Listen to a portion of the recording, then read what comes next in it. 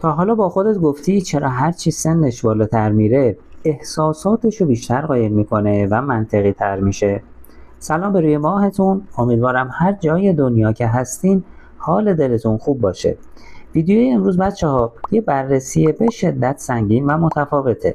موضوع ما اینه: اگه آدمی که توی فکرش هستی بالای 30 سال سن داره، چه رازها و ترسای بزرگی رو داره پشت اون چهره جا افتاده و خونسردش از تو مخفی میکنه. ببینید بچه ها، آدمای بالای 30 سال دیگه با یه هیجان زودگذر یا یه پیام ساده خام نمیشن. این آدم یه کوله بار از تجربه های تلخ، ترس از به هم خوردن آرامش و یه محافظه‌کاری به شدت وحشتناک رو با خودش داره حمل میکنه. امروز اینجا هستیم تا اون گاو صندوق ذهنش رو باز بکنیم و ببینیم که واقعا توی سرش چی میگذره. برای اینکه فرکانس و انرژی این ویدیو رو روی مدار خودت و اون آدم قفل بکنی و یه اتصال قوی رو به وجود بیاری، توی کامنت ها برای من بنویس من آماده شنیدن حقیقتم به اضافه ماه تولدت. اینطوری انرژی عنصر وجودیت مستقیما به میز من منتقل میشه تا هیچ مانعی نتونه دستمون رو بخونه. همین اول کار بچه ها، من 3 تا کارت میکشم، مغز این آدم رو بررسی میکنم و پرده از این رازها بر میدارم. بهت میگم که دیشب توی خلوت خودش درگیر چه نشخوار ذهنی بوده، امروز صبح چه سپر دفاعی جدیدی رو دستش گرفته تا ضعفاشو بتونه از تو قایم بکنه. بعدش میریم سراغ 3 گروه اصلی، یعنی کات شده ها و کسایی که الان قهر هستن، کسایی که متأهل هستن و توی رابطن و کسایی که روی یه نفری کراش دارن. حواستون باشه برای اینکه مطمئن بشی میز داره با شخص خودت حرف میزنه، حروف اسمی و نشونه های هر گروه رو دقیقاً تو بخش مخصوص خودشون بهتون میگم. توی بخش آخر هم کارت سرنوشت رو داریم که زمان دقیق فرو ریختن این دیوار محافظه‌کاری رو بهتون میگه. پس اصلا چشم از این میز بر ندارید، ویدیو رو تا آخر نگاه بکنید و همراه من باشید. نیت بکنید عزیزان، اسم خودت و کیس احساسیت رو 3 بار داخل ذهنت تکرار بکن. من کارت ها رو به نیت شما بر میزنم، ببینیم که این کارت ها امروز میخوان چه چیزی به شما بگن، چه چیزی رو میخوان براتون مشخص بکنن. نیت بکنید انرژیتون رو بچه ها با کارت خودتون و ویدیو همسو بکنید. بعضی از عزیزان میگن که این نوشتن چه فایده ای داره، یا حالا غرور دارن و نمیخوان چیزی رو بنویسن. نوشتن بچه ها اختیاریه. کسایی که به نشانه های کائنات توجه میکنن قطعا از کسانی که به اونها بی توجهی میکنن جلوتر هستن. من کارت ها رو برای شما میکشم. کارت اول، کارت دوم، 2 تا کارت به صورت صحیح بیرون اومده و کارت آخر که به صورت وارونه براتون مشخص شده. خب بچه ها، کارت اول کارت ابرها هست که به صورت مستقیم اومده. ببینید اگر این کارت به صورت معکوس بود، یعنی دیشب به یه تصمیم قطعی رسیده و ذهنش آروم شده. اما الان که صاف اومده، یعنی داخل یه مه غلیظ فکری گیر افتاده. این آدم چون بالای 30 سالشه، دیشب داشته با منطق خشک خودش می جنگیده و مدام شرایط مالی، کاری و آینده رو با حضور تو داخل ذهنش حلاجی می کرده. یه سردرگمی وحشتناک داخل ذهنشه. از یه طرف کشش شدیدی بهت داره و از طرف دیگه می ترسه اگه قدمی برداره اون ثبات و آرامش نصف و نیمه زندگیش هم به هم میخوره.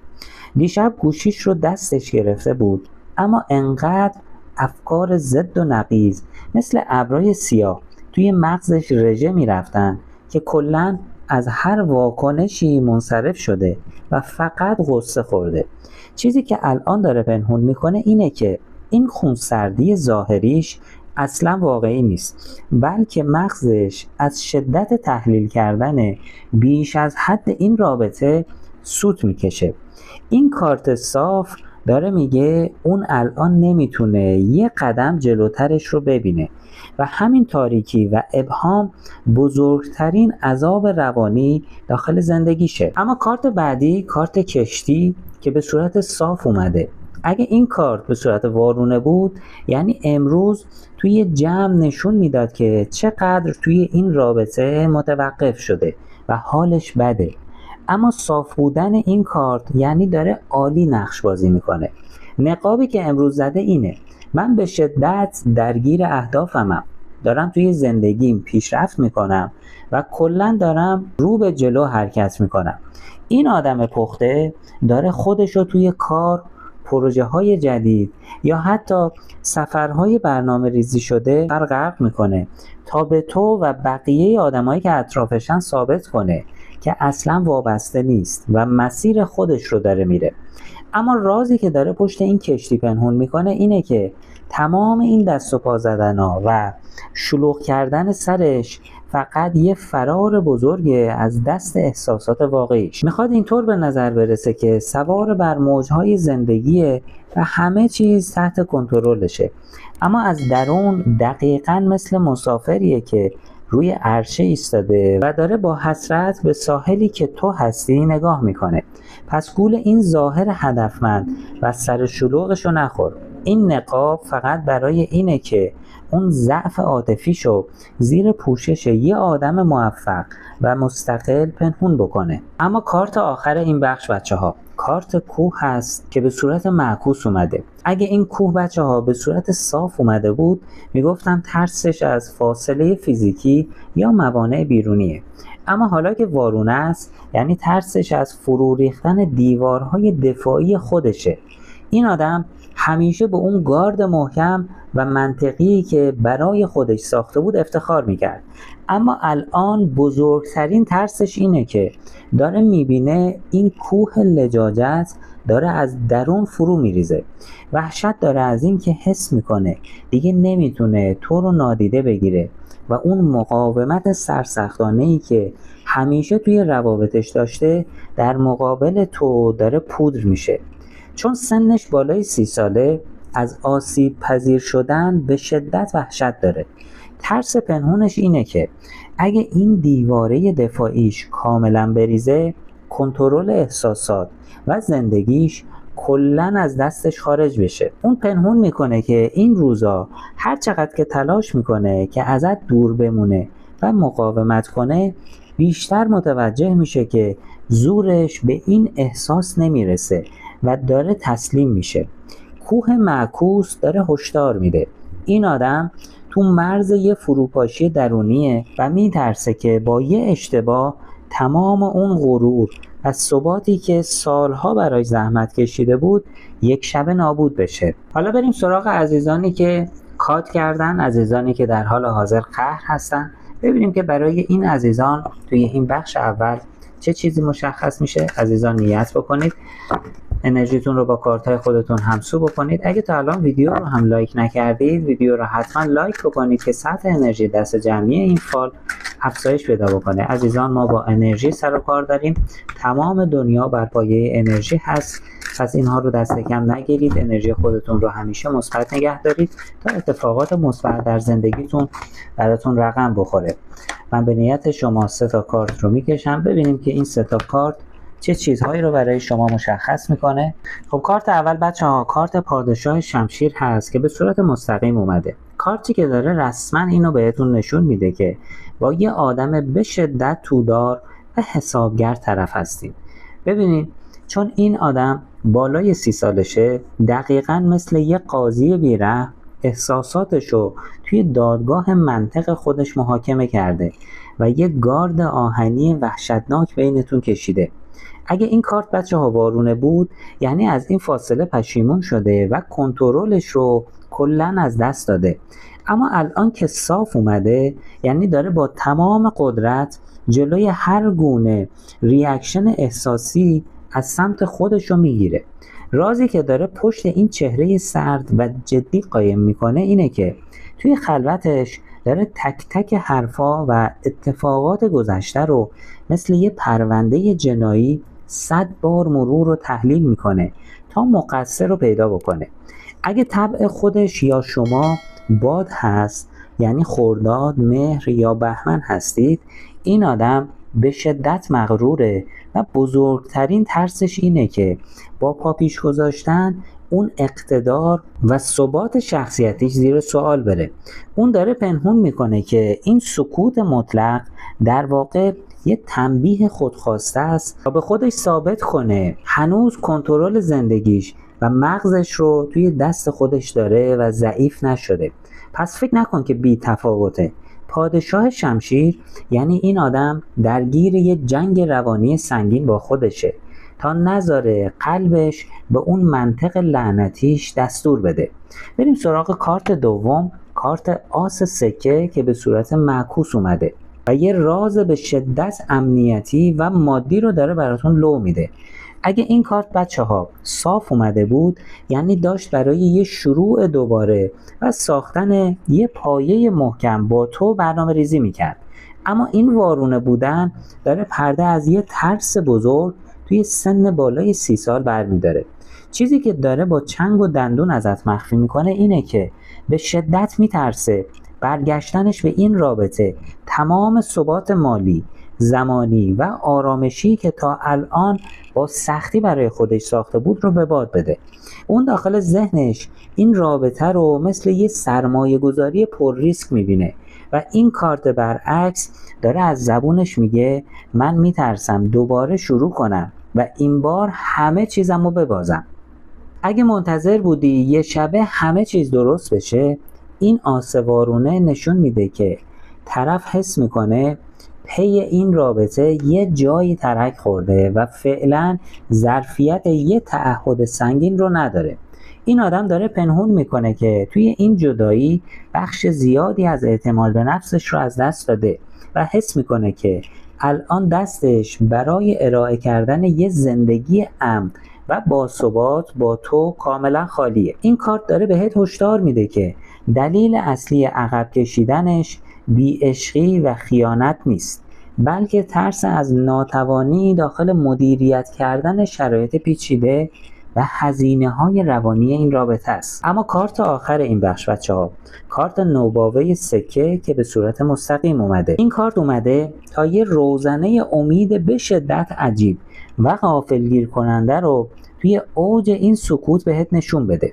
با وجود اون منطق سرد و اون ترس فلج کنندش، این کارت صاف داره رسواش میکنه که این آدم اصلا نتونسته تو رو از مدار زندگیش خارج بکنه. رازی که داره ازت مخفی میکنه اینه که توی همین لحظه داره با دقت یک کاراگاه شبکه‌های اجتماعیت، پروفایلت و حتی واسطه ها رو چک میکنه تا داخل سکوت ازت آمار بگیره. اگه توی اسمش یا فامیلش حروفی مثل الف، میم، ر، نون، س و ل هست، این آدم به شدت محتاطه و الان توی مرحله‌ایه که داره تیکه تیکه اطلاعات مربوط به تو رو جمع آوری میکنه تا گاف نده.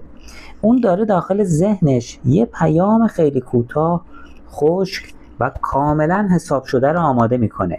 پیامی که شاید فقط یه بهونه کاری یا یه سوال ساده باشه تا بدون ریسک پس زده شدن واکنش تو رو ببینه چیه. از نظر وعده زمانی بچه‌ها، این کارت نشون میده که این آدم اصلا عجله‌ای نداره و نهایتاً تا 8 وعده آینده که میتونه 8 هفته آینده باشه یه چراغ سبز خیلی ریز و نامحسوس بهت نشون میده.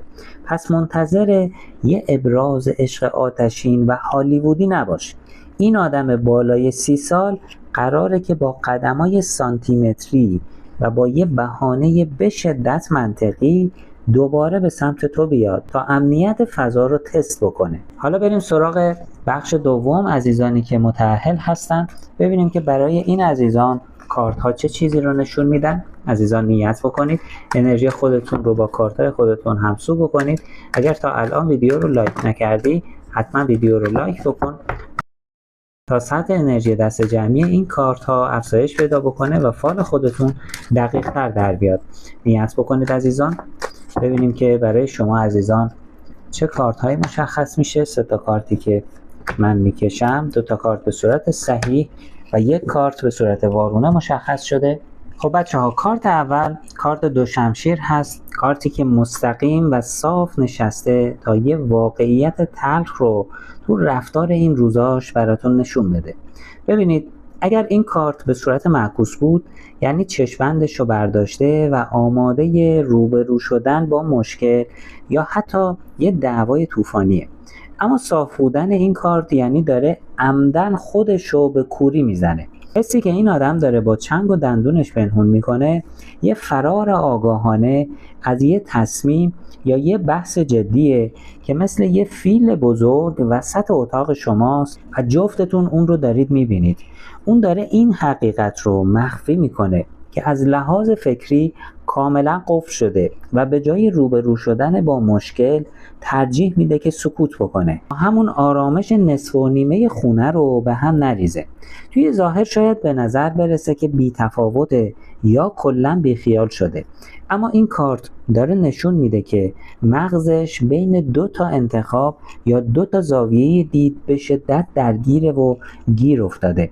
این آدم از روی محافظه‌کاری سنش شمشیراش رو توی سینه خودش سپر کرده تا تو به حریم افکارش نزدیک نشی و مجبور به پاسخگویی مستقیم نباشه. پس این سکوتش از روی بی‌عشقی نیست. دو شمشیر صاف یعنی از شدت ترس خراب شدن اوضاع داخل خونه دست به هیچ اقدامی نمیزنه و فقط چشماش رو روی مسائل میبنده. اما کارت دوم، کارت 9 جام که به صورت مستقیم اومده. این کارت بچه‌ها وسط این تنش‌ها مثل یه آبیه که ریخته میشه روی آتیش و پرده از یه نیاز و آتش شدید برمی‌داره. اگه این کارت وارونه بود بهتون میگفتم که این آدم کلاً از این زندگی مشترک دلسرد شده و دلش یه جای دیگه است. اما الان که صاف اومده داره یه وابستگی عمیق رو به سقف خونتون نشون میده. چیزی که داره زیر اون ظاهر خشک یا فراری پنهون میکنه یه دلتنگی پنهون برای برگشتن به اون روزهای بی دغدغه و اون خنده های از ته دل داخل خونه است. اون داره مخفی میکنه که با وجود تمام بحث‌ها هنوزم بزرگترین منبع رضایت درونیش فقط و فقط خود تو و این زندگی مشترکتونه. اگه توی اسمش یا اسم خودت حروفی مثل ف، میم، س، ر، الف و نون هست، این آدم توی این سن به شدت راحت طلب شده و بزرگترین آرزوی پنهونش اینه که بدون دردسر و حرف زدن همه چیز خود به خود مثل روز اول بشه. این کارت صاف داره رسواش میکنه که زیر اون نقاب سردش هنوزم به شدت روی این رابطه حساب باز کرده و اصلا دلش نمیخواد این نقطه امن رو از دست بده. پس بدون که ریشه های احساسیش سر جاشه، فقط زیر بار خستگی ها و روزمرگی های این سن منتظر شرایط مهیا بشه تا دوباره اون روی خودشو نشون بده. بریم سراغ کارت سوم، کارت عدالت که به صورت معکوس اومده. این کارت وارونه افتاده تا یه زنگ خطر بزرگ رو توی ذهن این آدم برای شما لو بده. اگه عدالت به صورت صاف بود بهتون میگفتم همه چیز داره روی اصول و منطق خودش پیش میره، اما عدالت وارونه یعنی این آدم از درون حس میکنه ترازوی این رابطه بدجوری از بالانس خارج شده. رازی که این آدم داره ازت پنهون میکنه اینه که ته دلش میدونه توی بعضی مسائل حق با توه و خودش کوتاهی کرده، اما غرورش اجازه نمیده به این اشتباه خودش اعتراف بکنه. وحشت داره از این که اگه بخواد حق رو به تو بده باید تاوان سنگینی پس بده یا کلاً جایگاه مقتدرانش رو داخل زندگی مشترک زیر سوال ببره. از طرف دیگه این وارونه بودن نشون میده که گاهی اوقات حس میکنه فشار زندگی، مالی و مسئولیت‌های ناعادلانه روی دوششه و داره این خشم پنهون رو توی سکوت هضم میکنه. از نظر وعده زمانی بچه‌ها ترکیب این کارتا نشون میده که این آدم نهایتاً تا 2 الی 9 وعده آینده که میتونه هفته یا روز باشه طاقت میاره و بعدش مجبور میشه اون چشمند رو برداره و برای تعادل این زندگی یه قدم مهمی برداره. عدالت معکوس بهتون هشدار میده تو داخل این مدت نباید اصلا باهاش وارد بحث کی مقصره بشی، چون اون الان به شدت توی فاز دفاعیه و فقط با زمان و سیاست میتونی ترازو رو دوباره به نفع خودت صاف بکنی. بریم سراغ بخش بعدی برای کسایی که کراش دارن، کسایی که با یک نفر جدیدی میخوان آشنا بشن، توی ذهنشون دارن. ببینیم که برای این عزیزان چه چیزی مشخص میشه. نیت بکنید عزیزان، انرژیتون رو با کارتای خودتون همسو بکنید. من کارتا رو به نیت شما بر میزنم. ببینیم که برای شما عزیزان چه چیزهایی مشخص میشه، چه کارتایی براتون بیرون میاد. انشالله هر چه خیر هست براتون مشخص بشه. باز هم برای شما عزیزان 2 تا کارت به صورت صحیح و 1 کارت به صورت وارونه بیرون اومده. خب کارت اول بچه‌ها، کارت درویش براتون مشخص شده و نکتهش اینه که این کارت کاملا مستقیم و صاف روی میز نشسته تا بهتون بگه این آدم چقدر به خلوت خودش اعتیاد پیدا کرده. ببینید اگر این کارت به صورت معکوس بود یعنی طرف مقابل از تنهایی به سطوح اومده و له له میزنه برای یه رابطه، اما صاف بودنش یعنی داخل این سن با تنهایی خودش به یه صلح عمیقی رسیده. رازی که داره پنهون میکنه اینه که سالها طول کشیده تا این حریم امن و این آرامش رو برای خودش بسازه و الان به شدت میترسه ورود تو این خلوت طلاییش رو به هم بریزه. اگه طبعش خاک باشه مثل اردیبهشت، شهریور یا دی، این آدم به جای اینکه با هیجان بیاد سمتت، دقیقاً مثل یه درویش رفته توی غار خودش و داره از دور با یه چراغ قوه تک تک رفتاراتو زیر نظر میگیره. چیزی که مخفی میکنه اینه که بهت یه کششی داره، اما به خودش قول داده تا زمانی که مطمئن نشده تو آدم امنی هستی حتی یه قدمم به سمت تو بر نداره. اون از وابستگی دوباره وحشت داره و ترجیح میده فعلا توی سکوت و از دور تو رو تحسین بکنه تا اینکه بخواد بیگودار به آب بزنه. پس این سردیشو به پایان خواستن نذار. درویش مستقیم یعنی اون الان توی مرحله آنالیز روانی توه، نه تو فاز اقدام. کارت دوم، کارت پادشاه شمشیر بچه‌ها. اگه این کارت به صورت وارونه بود یعنی طرف داره بازی روانی راه میندازه و فریبکاری میکنه، اما حالا که صاف اومده یعنی به شدت رو راست، منطقی و بیرحمه. حسی که این آدم جا افتاده داره با چنگ و دندون از تو مخفی میکنه اینه که الان توی ذهنش به جای اینکه تو رو با قلب خودش بسنجه، داره مثل یه مدیر عامل رزومه شخصیتی تو رو با منطقش هی تیک میزنه. اگه توی اسم یا فامیلش حروفی مثل ش، پ، ی، ه و میم هست، بدون که این آدم توی گذشته ضربه خورده و الان یک گارد آهنی دور احساسش کشیده تا هیچ کسی نتونه دیگه بهش ضربه بزنه. اون داره پنهون میکنه که در مقابل جذابیت تو ضعف داره، اما به مغزش دستور داده احساساتی نشو، اول ببین این آدم اصلا به درد آینده و ثبات زندگیت میخوره یا نه.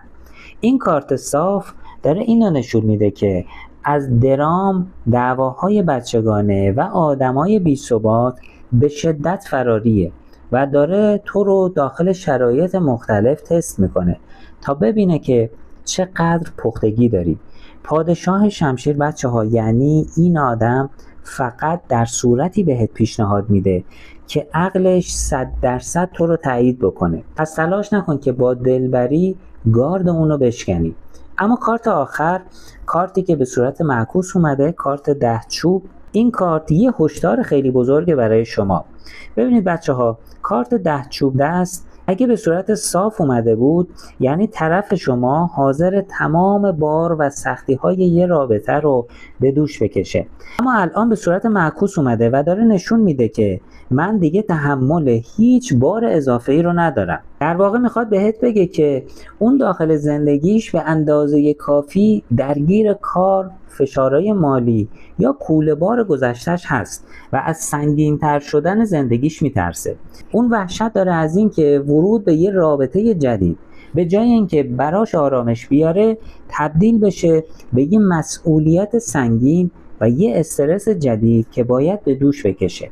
از نظر وعده زمانی ترکیب کارتای 9 و 10 نشون میده که این آدم تا 9 الی 10 وعده آینده که میتونه 10 روز یا نهایتاً 10 ماه آینده باشه یه بخشی از این فشارهای کاری یا ذهنیش رو زمین بذاره تا بتونه یه فضایی رو برای تو باز بکنه. اما حسی که الان مخفی کرده اینه که دلش یه رابطه به شدت سبک، بی دردسر و پر از آرامش میخواد.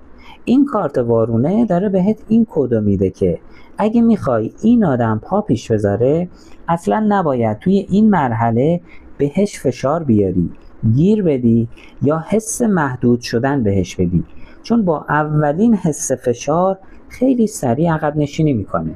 بریم سراغ بخش آخر، ببینیم که توی بخش آخر و زمانبندی اصلی ما این کارت ها چه وعده زمانی به شما میدن. نیت بکنید عزیزان انرژیتون رو با کارت های خودتون همسو بکنید. اگر تا الان ویدیو رو هم لایک نکردی حتما ویدیو رو لایک بکن که سطح انرژی دست جمعی این فال افزایش پیدا بکنه. ببینیم که کارت هایی که برای شما مشخص میشه چه کارت هایی هستن. کارت اول و کارت دوم. خب کارت اول بچه ها کارت کوه هست. این کارتیه که کاملا مستقیم و با صلابت روی میز نشسته. اگه کوه به صورت وارونه بود بچه ها یعنی این آدم مغرور بالاخره تسلیم شده و راه ارتباطی بازه. اما الان صاف اومده، یعنی فعلا با یه صخره یخی به شدت لجباز طرفیم. این کارت داره اون مانع بزرگی رو نشون میده که این آدم به خاطر سن، جایگاه یا حتی غرورش بینتون کشیده تا کسی نتونه به حریم امنش نفوذ بکنه. اون داره این حقیقت رو پشت این کوه پنهون میکنه که از تغییر کردن به شدت میترسه و ترجیح میده که توی همین فاصله صد بمونه تا اینکه داخل این سن دوباره ریسک بکنه و آرامشش رو به هم بریزه. در واقع کائنات با این کوه مستقیم میخواد بهتون هشدار بده که با این آدم نمیشه جنگید یا با التماس و پیام دادن نرمش کرد، چون هرچی بیشتر هلش بدی بیشتر سر جاش سفت میشه. این مانع یه شبه به وجود نیومده که یه شبه هم آب بشه. این کوه نماد ترسا و تجربه های تلخ گذشته است که الان تبدیل شده به یه سپر دفاعی. پس اصلا خودتو به در و دیوار نزن. این کوه فقط با صبر و یه سیاست خاموش از سمت تو شروع به ریزش میکنه. اما کارت دوم، کارت سوسن که به صورت معکوس اومده. این کارت بچه ها در کمال تعجب نماد آدمای بالای 30 سال، پختگی و آرامش درونیه. اگه این کارت صاف اومده بود بهتون میگفتم طرف شما توی اوج ثبات و آرامشه و ککش هم نمیگزه. اما وارونه بودنش داره یه راز خیلی مهم رو بهتون نشون میده. این آدم جا افتاده توی خلوت خودش اصلا اون آدم پخته و بیخیالی که نشون میده نیست. چیزی که داره با چنگ و دندون ازت غایب میکنه یه بحران روحی سنگین و یه بیقراری عجیبه. اون داره پنهون میکنه که این روزا کلن هارمونی ذهنیش و حتی تعادل خوابش هم به هم ریخته. این کارت برعکس داره نشون میده که اون نقاب آدم بزرگسال و منطقی ترک خورده و از درون داره مثل یه آدم گم شده دست و پا میزنه. ترکیب کوه و کارت سوسن وارونه یه وعده زمانی طلایی و دقیق رو داره بهمون میده. بین 21 تا 30 روز آینده این فشارهای روانی اونقدر بهش غلبه میکنه که این کوه غرور از درون متلاشی میشه. پس سرنوشت نهایی اینه بچه ها. اون الان داره به شدت مقاومت میکنه، اما این سوسن وارونه تضمین میکنه برای شما که این آرامش فیک خیلی زودتر از چیزی که فکرشو میکنی تبدیل به یه طوفان میشه و مجبورش میکنه خودش این سد رو بشکنه. خیلی ممنونم که تا اینجای ویدیو همراه من بودید. نور به زندگیتون بباره. خدا یار و نگهدارتون.